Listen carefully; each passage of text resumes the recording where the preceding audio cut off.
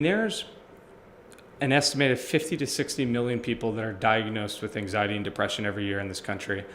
And 2/3 of them, and we know about 2/3 just based on claims data, 2/3 of them do not get it treated. I mean, think about that. Imagine if I give you that same stat about someone with cancer, of 10 million people a year have cancer and 2/3 of them don't get it treated.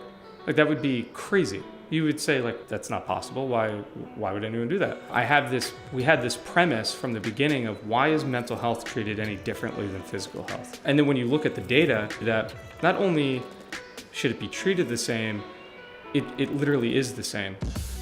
This is Undiluted, the show about the amazing founders and companies who've used government R&D grants, contracts, and sales to build their products, grow their companies, and keep their equity. We are Katie Person and Gene Kesselman from MIT and Jeff Orzer from FedScout. And on today's show, we talk with Chris Malaro, founder of NeuroFlow, about how his experiences with mental health in the Army, a chance encounter in business school, and federal funding led to a solution that's helping bring mental health care to millions. I applied to 7 schools and it was the only one I got into, so it was a pretty easy decision. I got waitlisted at University of Texas. I found out later that I reviewed my essays afterwards and didn't proofread and left Wharton in my UT essay. So I'm proud I still got waitlisted. So that was pretty funny. I mean, I had a 2.8 undergrad GPA and under 700 GMAT. I was not your premier MBA candidate. I wasn't SF or a Ranger, like special ops guy. I founded a nonprofit when I was in the Army that raised close to $1 million supporting soldiers' education, gave them scholarships and stuff like that, which was pretty cool. It's called Things We Read. And I think that was like the thing that got me over the hump to get in. But moved to Philly. I'm from Long Island. My wife's family's from the Poconos, so we're semi-close to home.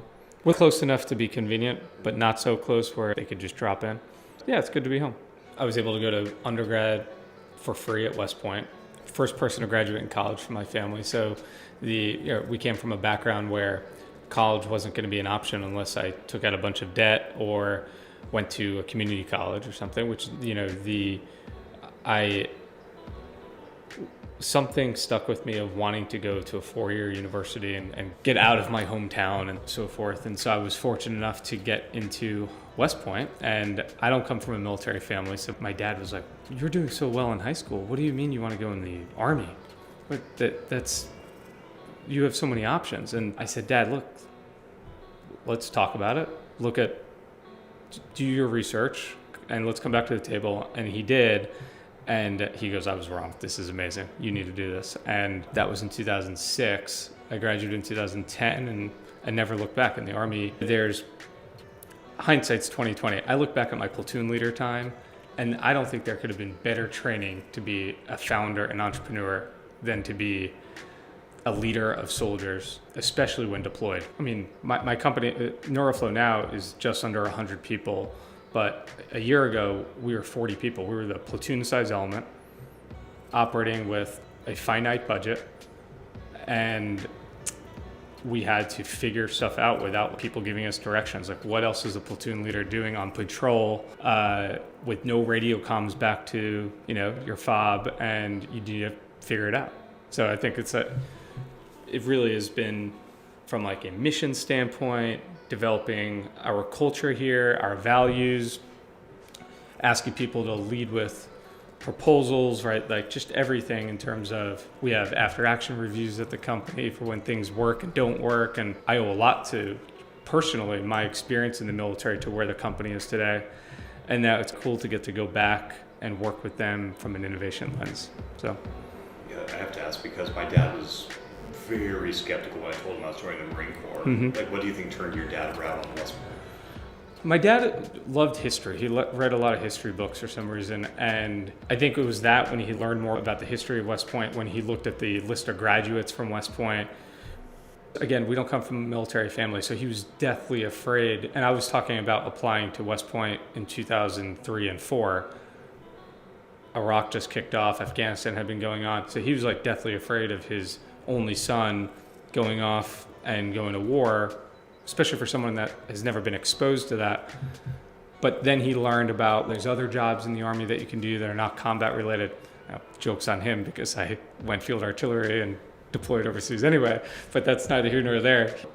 So I was wondering if you could help, like where did the inspiration for NeuroFlow come from? So we, when I was an artillery officer, we deployed overseas to Iraq, and we were in the southern part of Iraq. We did not do an artillery mission at all. Based on the time when we were there, we were effectively an infantry platoon. We were doing route clearance, counter IDF or indirect fire on the base. So we were just patrolling, doing security and so forth. And in that world, over a course of a year, we had close to 300 combat patrols under our belt. You had every day you were on, 365, 24/7, no holidays. You're amped at this certain level where adrenaline is pumping and you can't turn it off for your own sake and for your buddy's sake to your left and your right. I got off easy. That was my first and only deployment. I had a number of soldiers that I get to call colleagues. They were on their 5th or 6th deployment, and they had families at home. I was single when I was deployed. I don't know how people deployed with families back home. I had no one to care about but myself, right? If I had a girlfriend or a spouse or kids, it would be an entirely different world. So I can't entirely empathize with what they were feeling and how they were going through, but I can empathize. And I tried to, when I was leading them, I tried to do that. Anyway, long story short, we came back home, fortunately, with no loss of life, but some people had physical injuries and were seeking medical help for that. And as anyone that has deployed overseas knows, that when you come back home, they do a medical readiness assessment on you. Part of that assessment is mental health oriented. And fortunately, I had a soldier that identified as having sleep issues and depression. Now, I say fortunately because there's nothing wrong with identifying yourself as needing support. In fact, it's a good thing because then you could go get that support. So he was referred to a therapist and given medications and provided all the support. And our unit, a few months after being back home, our unit lost him to his battle with depression, and he took his own life. I remember the battalion, the brigade doing an investigation, and it turned out that he never actually followed up with his therapist appointment. He never filled his medications, and no one followed up with him to say, hey, how are things going? Are you improving? The physicians involved never did what we call measurement-based care to say like, okay, you're moderate on the depression scale today. In a month, are you still moderate? Are you severe? Are you mild? That gap in care is a tragedy. And frankly, I think it's my biggest leadership failure to date. I guess when you look at that, you think, damn, if there was ever a time where we could have mitigated that risk and avoided it, it was a situation like that. So I wish that, Jeff, I could say that I woke up the next day and had this light bulb moment for NeuroFlow, but that would be too cool. That didn't happen. So it was years later at business school, I was in a healthcare class. It was a business of healthcare, and it was taught by a psychiatry professor, a neuroscience professor, and was learning about these different care models that existed out there, these different modalities that were coming out recently, and how technology could play a big part in it. And that's where I thought, like, wow, I almost had this out-of-body experience where I remember it was a jolt to the past, where I was remembering being at Fort Hood with my unit and thinking, I think this sort of thing in principle could have helped. I didn't really know what, like, more descriptive than that. And in that experience, I remember it was my first semester at business school. Adam, who's now my co-founder, was a bioengineering PhD. So he wasn't in the business, he wasn't getting his MBA, he was just happened to be in this class. We met each other. We could get more into that story, but that was the impetus for it. That was the inspiration. That's wonderful. Do you remember having that light bulb? Yeah, in that class, because part of the class was thinking about opportunities in healthcare. Now, at the same time, it's crazy how the universe works with bringing things together. So at the same time as that was going on, so I went to business school with the idea of not really knowing what I wanted to do. I thought entrepreneurship was a path I wanted to take. I also wasn't entirely sure if I could do it. And so I also recruited for consulting. I spent a summer at McKinsey, which was great. But my first semester, I thought I knew I wanted to do entrepreneurship, so I was like in exploratory mode. And University of Pennsylvania was hosting a startup competition. It was called the Y Prize competition. The premise of the competition was to take a technology that Penn had invented, create a business plan around it, and then you could win $10,000. So I'm in class. We have to think about gaps in healthcare, specifically mental health care. I'm remembering back to the days in the Army, and the Y Prize competition was using a brain functioning technology to detect depression. So I'm like, oh, this is it. We can use this technology to identify depression in people proactively to get them support. And that was a light bulb moment.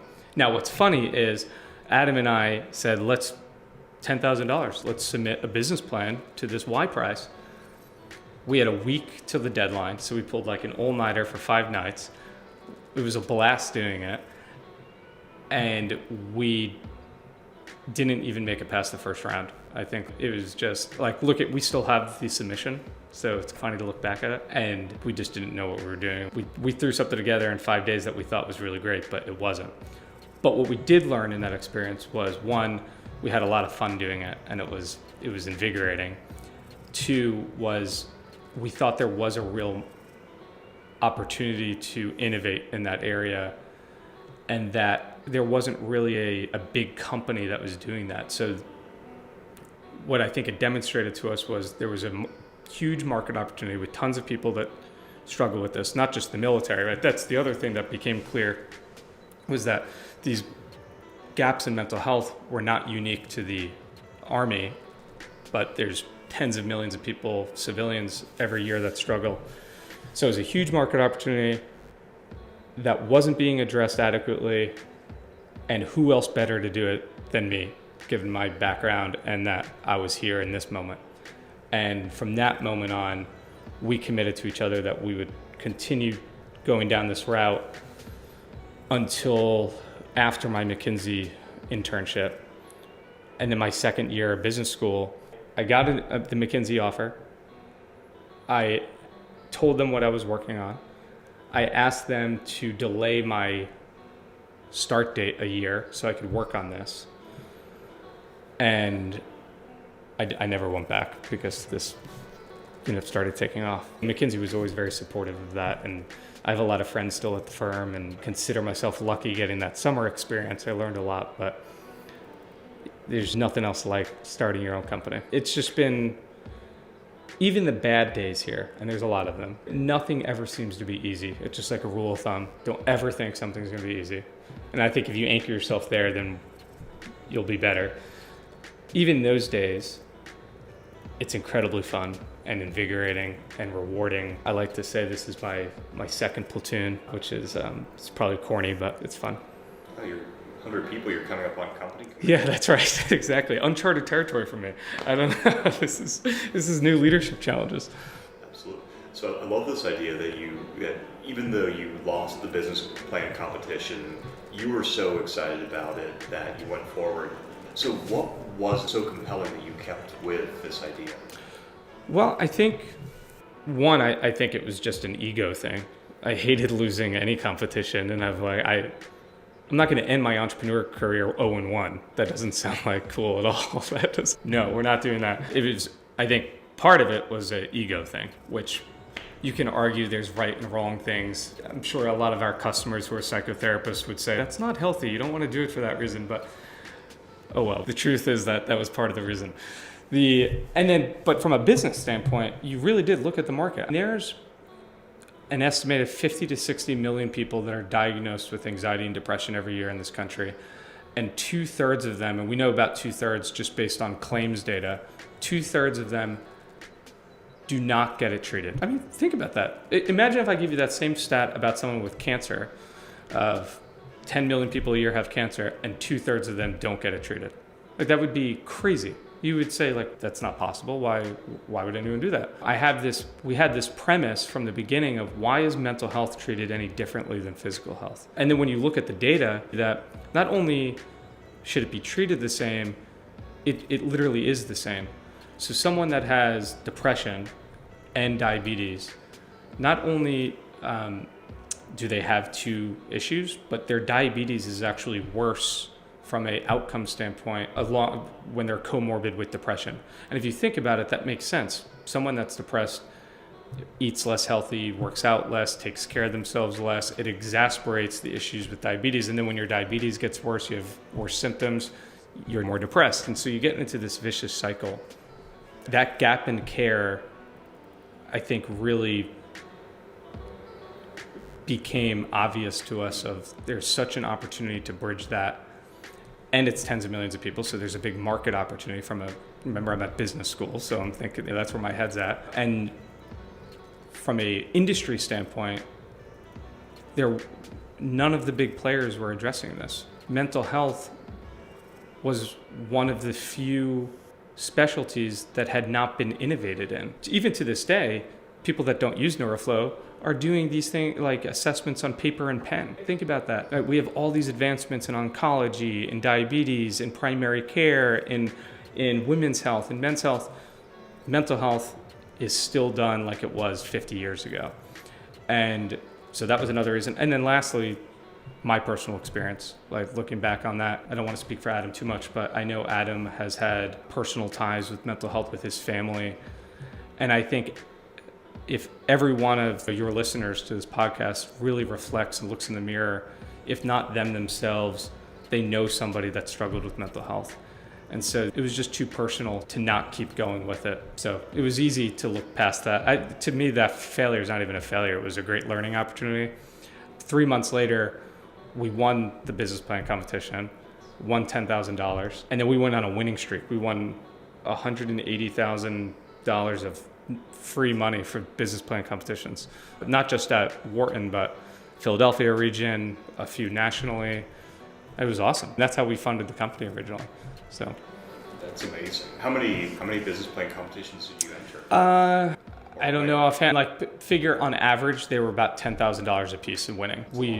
Yeah, and I'm pretty sure we maybe were batting like 900 after that. Like we went 9 for 10 or whatever. And I don't really think that was on me particularly or Adam particularly. I think that we were just able to put together a story that made sense based on the things that I spoke about earlier. The market size, no one was addressing it, those things. And I think fortunately for us, the light bulb moment started going on for the rest of the world. Sometimes they say it's better to be lucky than it is good.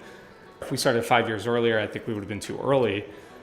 Policies didn't change yet. They didn't have mental health parity laws yet. There wasn't reimbursement codes. People weren't talking about it.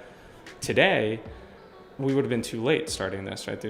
These things have been, especially with COVID, people talk about mental health more than ever. So in that 1.5-year time frame that we were doing those competitions, we learned a lot. We built a small team. Employee number 1, Sam DeLucia, is still at the company today. Like, he's crazy. He joined us like when we were literally a PowerPoint slide. It's pretty cool. That's amazing. So you've talked about the business plan. Can you share a little bit about what NeuroFlow does? We've talked a little bit about the market, but what is NeuroFlow? What we did back then and what we do today is slightly different. We made a pivot, but I like to say we're not a behavioral health company. And what I mean by that is there's a lot of behavioral health services companies out there. There's a lot of telehealth companies, teletherapy. There's a lot of apps that have like treatment modalities on them. And those are behavioral health companies. And there are some really great companies out there, a lot of which we partner with and we work with. I like to say that we're a behavioral health integration company. And what I mean by that is we are a software company that works with non-behavioral health settings like primary care, pain management, oncology, OBGYN, on helping those clinics integrate mental health assessments, identification, and care management in their settings. So basically, think about this. You go to a primary care doctor, They screen you for mental health, paper and pen usually. Let's say you score moderate on depression. If Jeff, look, like you're here for your annual wellness checkup, you scored positive on your mental health scale, I'm going to write you a 2-week prescription and then send you to a psychiatrist. That's what happens today. Then you leave and there's no follow-up. They don't know if you went to your psychiatrist. They don't know if you took your antidepressants. They don't know if you're feeling better or worse, right? Any of that. That's the standard of care today. One, everybody that scores positive on depression doesn't necessarily need medication. Medication might be appropriate for some people, but for a vast majority of people, therapy, cognitive behavioral therapy, just doing mindfulness, self-service sort of things is fine. But if you send everybody to a psychiatrist, you're giving people medications that maybe they don't need, that come with side effects that might make other things worse, and you're creating a bottleneck with psychiatrists, which we already have a shortage of, and that's why people have long wait times, they can't get into places. And so with NeuroFlow, rather than doing that assessment in paper and pen, you'll do that assessment and a few other things in NeuroFlow. We have an app, web-based and tablet. We assess the population, and based on that assessment, we triage them, just like you would in the military. So we say, this person's high risk, moderate risk, low risk. And then we provide that to the physician and their staff as a clinical decision support recommendation. We'll say, based on this person, they scored positive on depression. They don't need to go see a psychiatrist, though. They probably just need a self-service tool. This person probably should go see a therapist versus this person is acute right now, possible suicide ideation. So we have algorithms that pick up suicide ideations. And we'll flag those accounts to the physician's office. Once that person leaves the doctor's office, the technology follows up with that patient to do a weekly check-in with them. Hey, how are you doing? We'll do more assessments on them so we could track outcomes over time. If you notice, everything that we're doing is we're trying to fill in the gaps that otherwise didn't exist without technology. So we're extending the reach of the physicians, we're extending the reach of the care managers, meeting people where they're at, making sure that we get them the right level of care. We do that today with 14 million users on the platform, with a number of partners have lowered the emergency room department visit by 34%, because people feel like they're supported. They don't have to just go to the emergency room as like a knee-jerk reaction. They're like, you know what, let me do my exercises.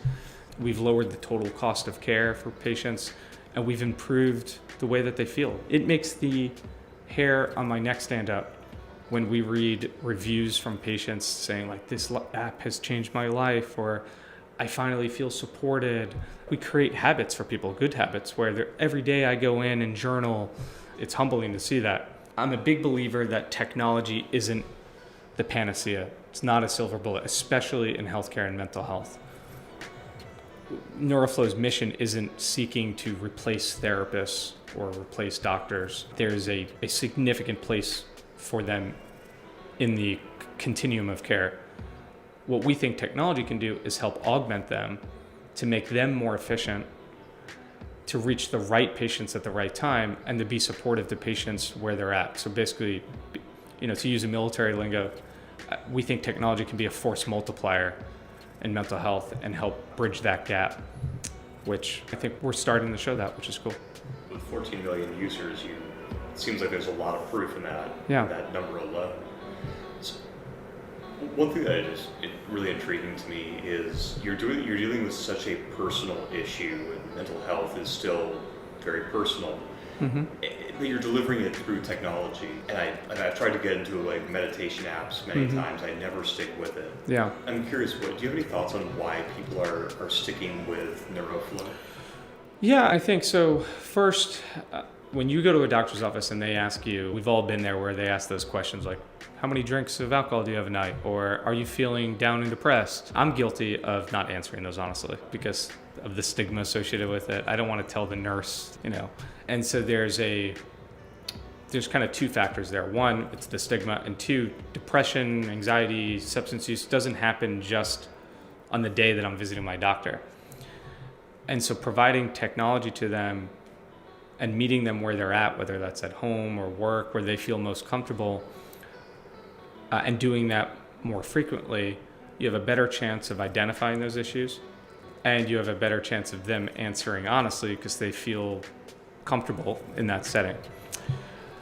What we do is use AI algorithms to provide curated, personalized content and resources to the individuals.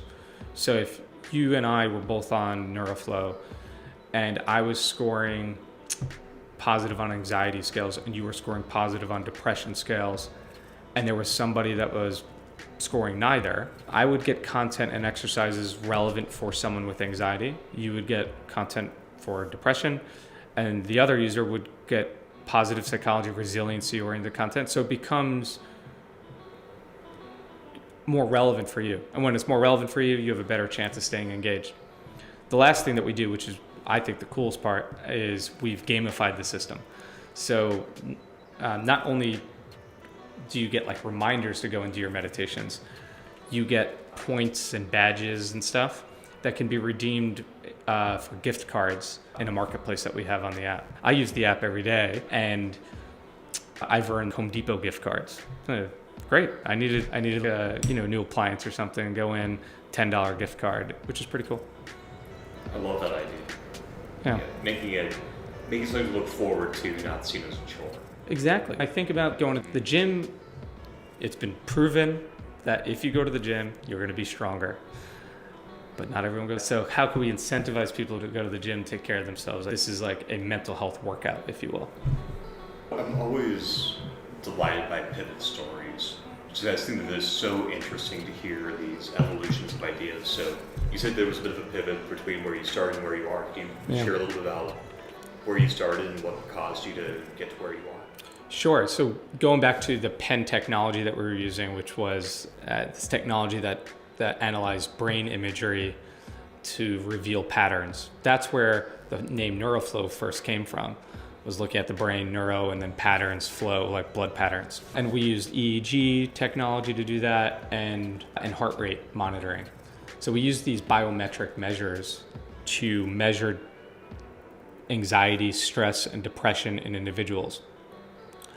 It turned out that it worked really well. We have published research on it. I mean, it's really cool. If I was sitting there using the app in a meditative state, you would see my stress level go down. In 2017, right before graduation, one of the business plan competitions we won was South by Southwest, the big tech conference. It was awesome. It was 1,200 people in the audience. And at this point, we just had a beta prototype of the product. We'd never done a live demo. I had this brilliant idea of let me go on stage and do a live demo where I can wear the heart rate monitor and the EEG headset, and I can show my stress score in real time. But we had never done that, let alone doing it live on an audience in front of 1,200 people. But I felt go big or go home. Let's do this. We had one engineer at the time. So it was me, Adam, and the one computer engineer.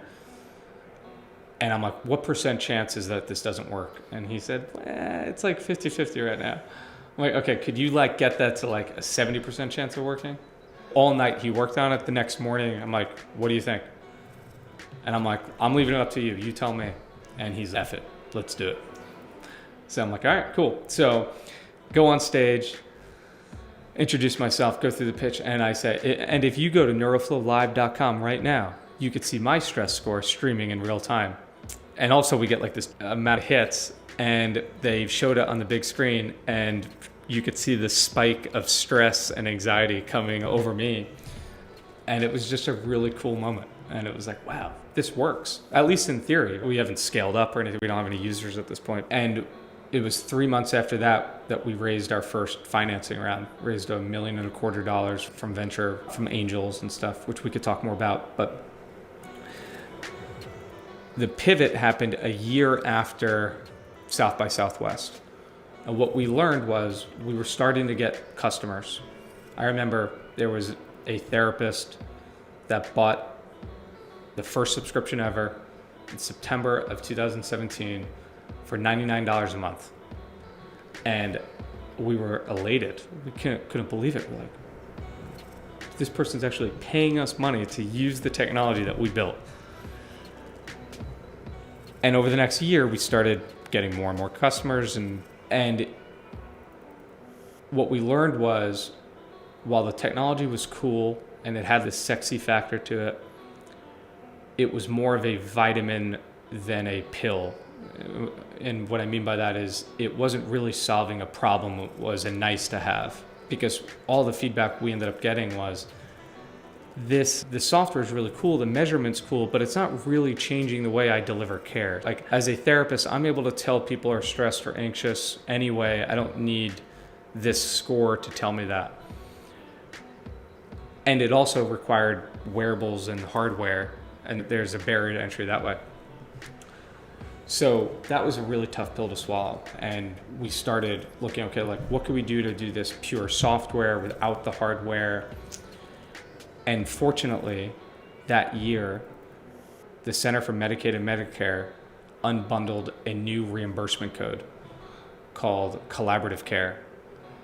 And that code reimbursed primary care providers and non-behavioral health specialists to integrate behavioral health into their settings. And so we were like, wait a second, we developed this technology to help measure behavioral health. Therapists are saying they don't need that help because that's their profession. But primary care providers, that's not their profession. They can't identify mental health issues or the severity of it. So let's integrate this into that platform, and they can now and there's a reimbursement for it. So once we did that, we went from selling $99 a month contracts to we sold our first $98,000 a year contract. And I mean, you don't have to go to business school to know, like, the unit economics are a lot better on the second one.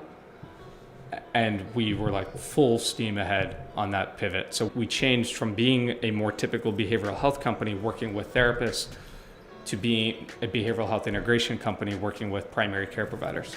That's really interesting. I love doing this show because I get to hear all these stories about what drove and the forces that caused the business to take the shape it did. Mm-hmm. Interestingly, it was a change in reimbursement codes. Yes, policy change. I mean, going back to it's better to be lucky, right? I don't even know how I came across that code. Like, I don't have a healthcare background. So I think I got an email one day from like a newsletter that I signed up on saying, CMS unbundles collaborative care codes for psychiatry patients. What is this? So we started researching and digging in, and there we are. It's cool. That's cool. But the funny thing is that I bet thousands of people got that same email in their inbox and said, oh, all right, good to know. Yeah, right. But for you were positioned and had the curiosity to be able to create something amazing from that. Yeah, which is, hindsight's always 20/20, but it's just wild. It's crazy. It's a roller coaster, as you know. Since you brought up the venture in, this show is called Non-dillutive because we're trying to explore alternative funding models. Yeah. Could you give us the timeline of funding? It sounds like there was the initial pitch competitions. I'd love to just kind of understand what that stack has looked like over time. Yeah, so we did the pitch competitions, which were just a lot of fun. And it was a natural marketing campaign too, because you won these competitions. Then they did a press release about it, and your brand started getting out there. Then we raised our first dilutive funding round, which was a price round with investors. Then we were selling, so as Army vets, we were selling to the VA. And we couldn't quite, at that time, get in the VA. They weren't willing to buy from a commercial standpoint. We were too nascent of a technology, but they were willing and thought they were intrigued enough to do some research with it. With the VA, we applied to the National Science Foundation for an STTR, and we were awarded a phase 1 STTR, which I think it was like $250,000. And that was mind-boggling money. Like, that was all of the business plan competitions and then some, all in one shot. And that went well enough to get then a phase 2. And that was our first foray into government. Actually, you know what? That was our second foray. There was another. So any entrepreneurs listening out there that are affiliated with universities, a student, there's a program called, it's also run by National Science Foundation, and it's called ICOR. Are you familiar with ICOR? I love ICOR. Yeah. So we did iCore at Penn, the regional, which came with $3,000. And then we made it to the national iCore, which came with $50,000.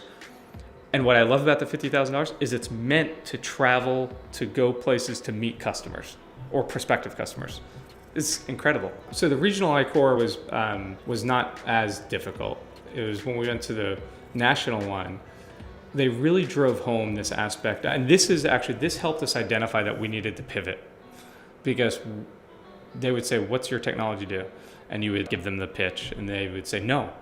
No one cares about like the features. They just want their problem solved. What problem are you solving? And they would really, I would argue sometimes we're like mean about it. Like it was like I was like a private in the army again. It was crazy. You'd be on stage and they would say, stop right there, stop. And I'd be like, okay, well, you're going down your list of features again. No one cares about those features. What problems are you solving? And it really forced you to think about, not about your technology, but about your customer and the problems. And then they made you go out and talk to, literally they had a saying, they said, get out of the office. So go meet, who do you think you're selling to? You think you're selling a therapist? Go talk to therapists in person. And don't ask them, don't try to sell them, ask them on their workflows and try to understand their problems.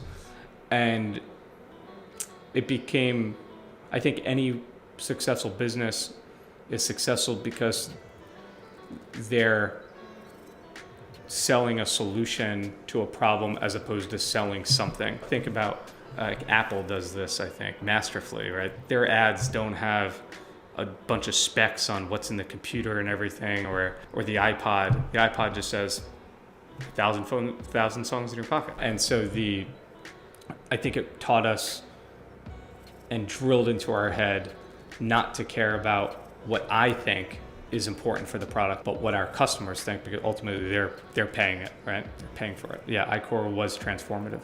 So I recently did ICAP, which was the Virginia version of ICAP. Oh, nice. So okay. My impression is much less intense. Yeah. But it was, God, I wish I had done it 2 years ago. I just did it. You said there was that's what helps you pivot. Yeah. I was curious if there was any like no shit there I was. Yeah, I mean, like the whole premise of the original NeuroFlow product was to, using biometrics, enable therapists to see anxiety levels and depression levels. And we would talk to a bunch of therapists, and some thought it was cool and thought it would be a neat, like it was going to be less valuable for them actually and more valuable for their patients so that they could see it visualized and so forth. And that's how we made those initial sales. But no one was saying this is adding transformative value to my practice, or this was saving me a bunch of time or saving me a bunch of money, or it just, everybody was like, yeah, that's cool. I don't know, like if I'd be willing to pay for it, cool. But and that was the light bulb moment of, maybe I don't think the therapists are our audience. If people are already at the therapist, they're already, like, they're not that 2/3 of the patients that are not getting care that we talked about. They're already there. Now, there's some challenges with that we can dig into, but it wasn't what we were geared up to solve. Now, unfortunately, we didn't know yet about the codes that we pivoted to, so it was kind of a scary moment to be at, because this oh shit moment came of, I don't think that if we continue going down this road, this is not going to work. We have to figure out another path. And eventually we figured that out with the primary care and so forth. But there was a couple of months there at the company where we're literally walking down a path to the death of the company if we continue down this. So glad we did iCore, for sure. It's a great program. It is. So did iCore come before you started having these VA conversations? Actually, I think that the VA conversations were probably part of the iCore interviews that we were doing. And then we started having the conversations with the VA, and then got the NSF STTR. I'd love to unpack actually the VA experience a little bit, because I know I've had a lot of friends approach me with a medical concept and say, hey, VA would be the perfect customer. And my experience has been that it's because it's such a fractionalized system with every VA hospital kind of its own ship, yeah, that VA is really tough to engage with. So I was curious, can you share how did you get in the door, and how did you find the person to talk to, and what was the experience like? So the way you're absolutely right. The VA is at least the VA healthcare part of the system is a very decentralized system. You could be told to get lost by one VA, go 50 miles down the road in the next city, and be welcomed with open arms. And no exaggeration. And so what we were fortunate as students to be at the University of Pennsylvania, and the University of Pennsylvania is academically affiliated with the Philadelphia VA. Like, the buildings are right next to each other. And a lot of the doctors that are in medical school and residency at Penn Medicine will do rotations at the VA. I was also a patient at the Philadelphia VA. So I had a lot of endpoints. So I would go for an appointment at the VA and then be like, all right, you're good. I go, Doc, 1 second before we end, can I talk to you about this thing? And he goes like, what? And he goes like, are you selling me right now? I said, no, I'm just asking, do you think this would be valuable? And so we were able to make enough connections. I'm pretty sure they probably just felt bad for me at some times. And they said, I think there's enough here to at least do some research on it. Again, not to commercially buy it, but doing research would be fun if we can get funding. And that's how we applied to the NSF STTR. Oh, interesting. So the VA research wasn't funded, but it validated the demand signal. No, the VA research was funded through the NSF STTR. Oh, I've actually never heard of that. Yeah, so we did that. So the STTR, SBIR, we did the STTR through Penn, because that STTR has to be done with an academic center. So we did that through Penn to fund it at the VA. Smart. Yeah, so that's how we did the phase 1, and then 12 months later got a phase 2, and then our next, and NSF, in my experience, is a lot easier to work with than NIH. So we've also applied to NIH, and we've never been granted NIH funding whatsoever. First SBIR I ever applied to was NSF. The feedback was, it was constructive. Do you have any thoughts on what you did that made you stand out? Yeah, and I also think that the NSF is more apt to try early science things, like less developed, more nascent technologies and research. I think for us, the affiliation with Penn Medicine helped a lot. We had a really strong PI, or principal investigator, for the research. Adam was a co-PI. Adam and I are the exact same in certain ways, both mission-oriented. We both work our tail off. We both really care about the mission, but then we're super different in a lot of ways. He is a detail-oriented guy. I am like big picture, high level. He likes getting into the weeds. Adam was in his PhD program, getting his bioengineering, and so he was a co-PI in that world. The psychiatry professor that I originally met that became our PI, and he's still an advisor to the company today, which is kind of cool. And so I think having that principal investigator that had those credentials, that was able to give us some credibility, helped a ton. I think the NSF, in our experience, wouldn't look at us unless we had that credit. Right? They're going to say, we're going to give you $250,000. We want to know that you're going to do something with it. And his name's Dr. Platt. Dr. Michael Platt helped us out big time. Nice. Yeah. My perception is that you pretty much need to have a PhD as your PI to get anywhere at NSF, just because, to your point, they are looking at such deep tech. Yeah. There's no way to evaluate it. The NSF isn't going to have the people on staff to evaluate this deep concept around mental health. They rely on very smart PhDs being the PIs to help them with their own validation. That's right. So Dr. Platt, we're so fortunate to get him on board and to take time out of his busy schedule to be the PI in the research was, again, lucky that we met him. So. Can you just talk a little bit about, while you were doing this STTR, was all the money and time being directed at things that were directly relevant to the product? Yeah, we had this premise that we wanted to test with this. So the phase 1 of the NSF was a feasibility study. could this technology actually be used in the clinical setting?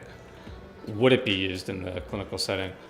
And then was it helpful to be used in the clinical setting? So we already had the basic premise. We already had a beta version of the technology built. So it wasn't informing how to build it. It was informing how we would iterate on it and improve it.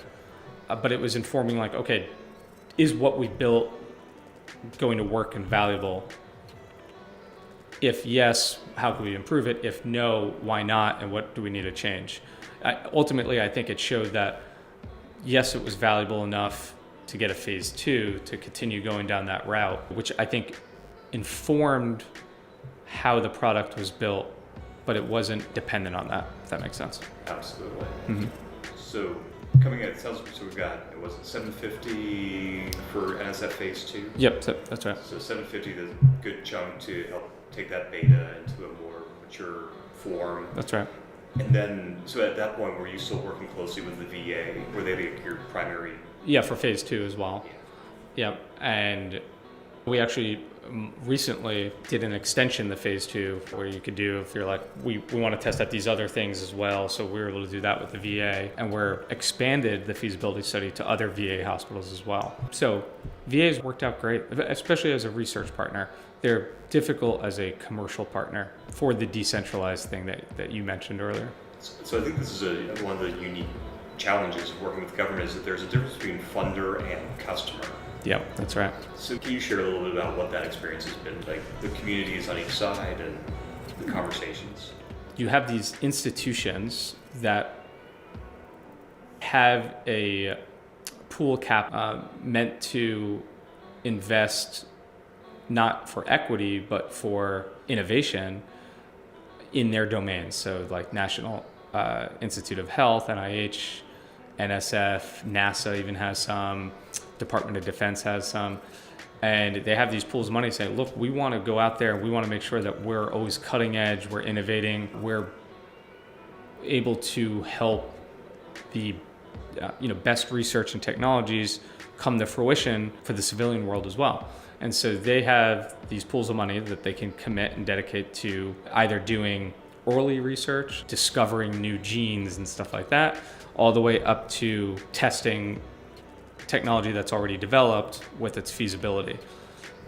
The technology, as far as the government's concerned, is measured on a rating scale of a TRL, technology readiness level, of 0, which is you're inventing it or discovering it, all the way up to 9, which is it's commercially ready, available, ready to go. They usually don't want to start with 0, and they're not going to fund something that's 9 because what's the point of it? And different agencies prefer funding at different levels. That's NSF, my experience is like around 4, 5, 6. DoD doesn't want to necessarily test brand new things, but 6, 7, 8. DARPA is more on the cutting edge. They want to test those really early new stage things. So you have those funding agencies and pool of money. NASA also needs to run its computer systems. DoD has all of its equipment and stuff like that. They are going to the market just like any other company or organization to purchase those resources and pieces of equipment. And so there's a customer lens of them actually purchasing a service or a product, and all money is green.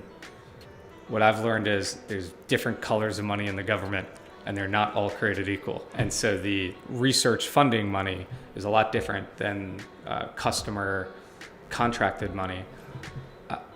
Ultimately, you want the funding research money to bridge to contract money. We've started to do that now, which is exciting. But you don't have to start with the government contracting for work right away. You could start in this funding route.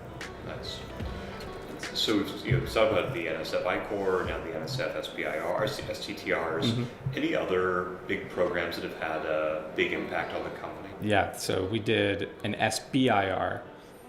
So if those are not familiar, STTR and SBIR is a very similar pool of funding. STTR is meant for research that's associated with academic institutions, and SBIR is meant for more pilots and later stage research with commercial organizations. But the commercial organizations need to be small businesses.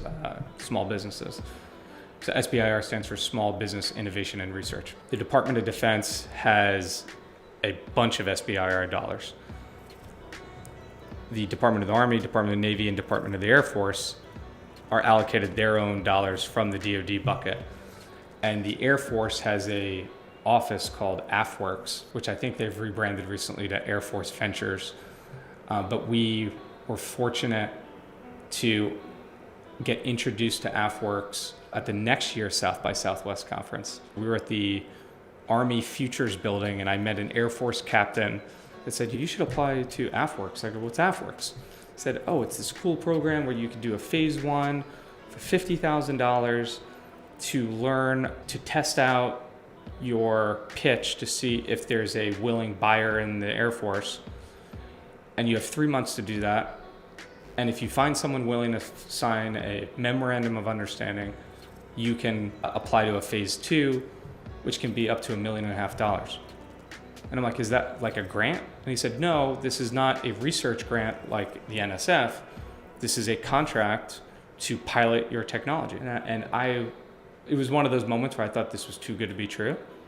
And that was March of 2019. We applied to SBIR 19.2 and applied like 3 months later and got the phase 1 and were awarded the $1.5 million phase 2 later that year. Since then, we've expanded our footprint with the government. We're launched at the Naval Academy, which as a West Point grad that I have mixed feelings about, but they've been actually great partners to work with. Dr. Randy Reese is the head of resiliency there, and he's been just a phenomenal partner. We've expanded into other Air Force units, Army installations, all stemming from that AFWorks non-dilutive funding, which was everyone that's listening to this. The trick to AFWorks though is that you need a technology that is commercially available. They don't want to test out brand new technologies. They don't want to be the first customer. They want to be a secondary mover. They want to be the first government customer, but not your first customer. So you need traction elsewhere to be able to get the funding. But if you have traction elsewhere, AFWorks is a great team to work with. Awesome. Taking a step back from all of this, do you have any reflections on the impact that federal funding programs have had? Or, said another way, where do you think you'd be without having had those funding streams and programs? You could go back to even before I was starting the company. Federal funding paid for my undergrad. And then federal funding paid my salary for a bunch of years in the Army. From a personal standpoint, it's been really exciting and an honor to get to go back to these military units and serve them in another way, not in uniform this time, but to get to go back to my roots of the initial reason I started the company and to get to support them in these innovative ways. Government funding allowed that to happen. Government funding, we've innovated the product in a bunch of ways, adding new features. We added natural language processing algorithm, which we didn't have before, all stemming from the government funding. And frankly, the government now is one of our biggest customers that I don't know if we would have been able to compete with the large Lockheed Martins and these huge government contractors if we weren't afforded the opportunity to do these pilots through these SBIR and STTR funding mechanisms. As an entrepreneur, I believe we would have figured it out anyway, because we have to, but I would be remiss if I didn't say the government didn't play some role in it. And I hope, and I think that they would think this too, that's a two-way street. It's a mutually beneficial thing. We benefited from their funding, and I think those units and the government is benefiting from the innovation that they helped bring to the units. Absolutely. I was wondering, could you compare, let's just say the AFWorks 1.5, you've also gotten commercial funding. Can you compare and contrast 1.5 of government versus 1.5 of venture? Yeah, I think the 1.5 of government is, for all intents and purposes, revenue. It's the best type of funding. If you could fund your company just through revenue, do that 100% of the day. It's the best type of revenue because it's revenue from a customer that is invested in your success with the transparency with each other that this is going to be a bumpy road, we're going to figure it out together, and they want to matriculate that success as much as you do. Again, going back to the question of, the NSF funding, that's really more of a true grant because it's meant to do research and so forth. NSF wasn't going to commercialize NeuroFlow afterwards. AFWERX funding is a contract, and with the intent of moving that to a phase 3 contract, which is a full-blown, more standard, regular 1.5 million in venture funding, can be helpful in a lot of ways, especially if you get the right partners. But that's a big if, and it comes with a lot of strings attached. You lose a little bit of control. Now you have to answer to somebody. You lose, I shouldn't say you don't, to say you lose a portion of the company, I think would be inaccurate because you're selling a portion of the company for the $1.5 million, but you no longer own a portion of the company. All of those don't exist, obviously, when you're funding the company just through sales and that sort of thing. Can you share a little bit about what the future looks like? Hugely exciting time for digital health, for innovations, and for mental health specifically. Again, looking back 5 years ago when we were first starting this company to today, where we have millions of users across the spectrum with health systems, health plans, and government, I'm thrilled to think about what the future holds for us with the impact that we could continue to make. We've been expanding with the Air Force. We just moved into the Army. We're always looking to continue to innovate, explore, expanding our footprint with other VA medical centers, with other Air Force units, with the Army, Navy, and the Marine Corps, obviously. One of the things that we got because of the government pilots that we did was working with us is easy. A benefit of going through the SBIR program is we can sole source contract. So if you want to use this and you have the funding, we can just go and we can make magic happen together. Anyone can find us at neuroflow.com, and we'd love to connect. So ICAP and SBIR are tremendously helpful for broad customer engagement. But if you want long-term focused collaboration with a customer, CRADAs are for you. And to hear about how one founder got the most out of their CRADA, listen to the interview on the left. And for some real talk about the emotional side of federal funding, see the class on the right.